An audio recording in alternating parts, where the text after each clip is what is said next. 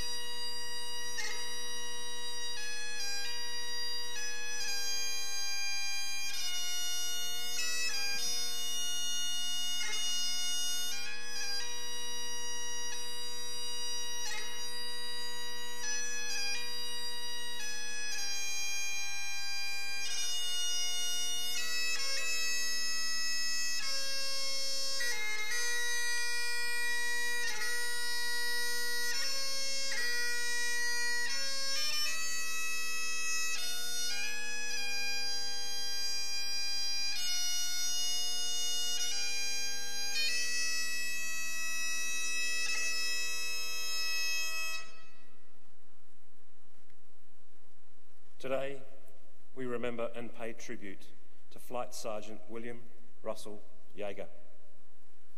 Known as Bill, William Yeager was born on the 4th of June 1918 in the Melbourne suburb of Thornbury to Ernest and Florence Yeager.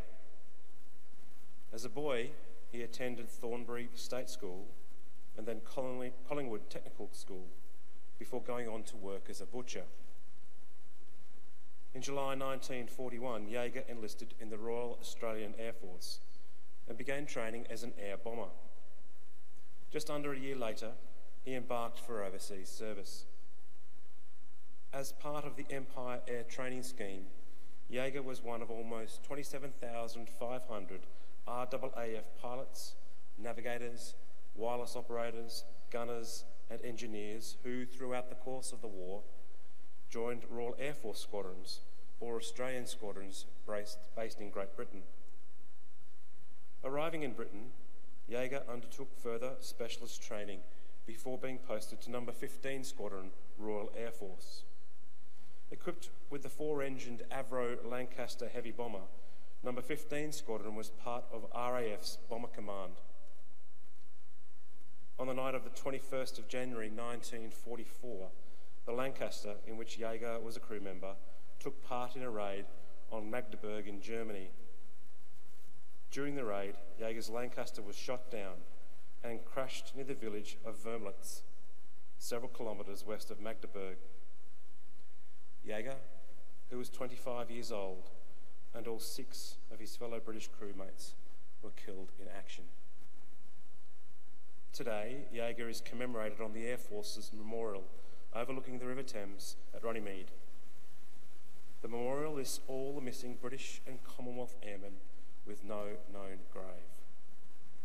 His name is also listed here on the Roll of Honour on my left, among some 40,000 Australians who died while serving in the Second World War. His photograph is displayed beside the pool of reflection. This is but one of the many stories of service and sacrifice told here at the Australian War Memorial. We now remember Flight Sergeant William Russell Yeager, who gave his life for us, for our freedoms, and in the hope of a better world.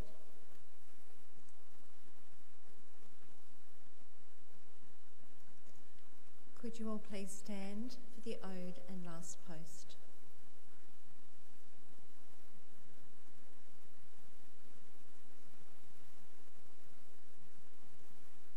They shall grow not old, as we that are left grow old. Age shall not weary them, nor the years condemn. At the going down of the sun and in the morning, we will remember them.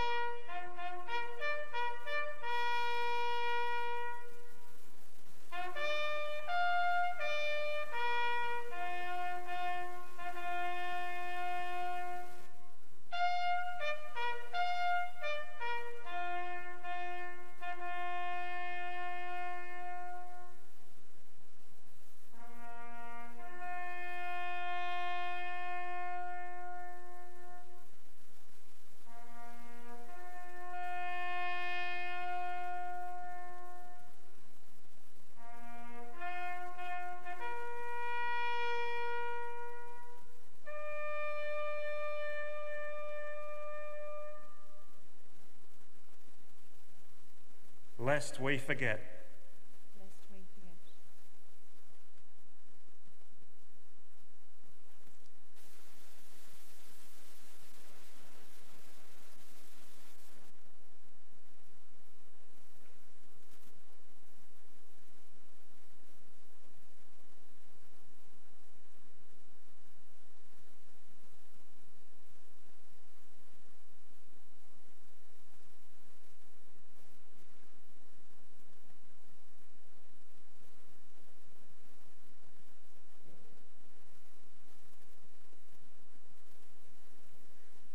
We leave you this evening with the words of the memorial's founder, Charles Bean. Many a man lying out there at Pozières or in the low scrub at Gallipoli, with his poor tired senses barely working through the fever of his brain, has thought in his last moments, well, it's over. But in Australia, they will be proud of this. Ladies and gentlemen, that concludes this evening's last post ceremony. We would like to thank you for visiting the Australian War Memorial today, and we wish you all a very good evening. Thank you.